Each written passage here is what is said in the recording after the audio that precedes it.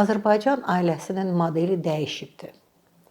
Və bu dəyişkən zamanda Azərbaycan ailəsi nə dərəcədə valideyni bacarıqları onda var, bu böyük bir sualdır.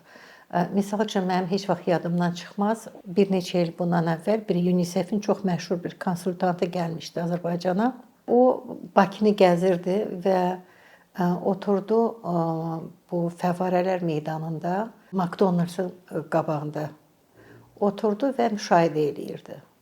Və o sabahsı günü bizlə söhbət eləyəndə dedi ki, mən fikir verdim, sizin valideynlər uşaqlarla danışmırlar. Söhbət yoxdur. Yəni, bir neçə çox vacib amil var.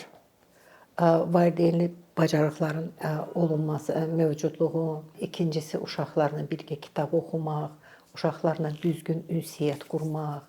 Və bu bacarıqlar yoxdur və onları ümumiyyətlə bizim cəmiyyət çərçivəsində öyrədən qurum da yoxdur.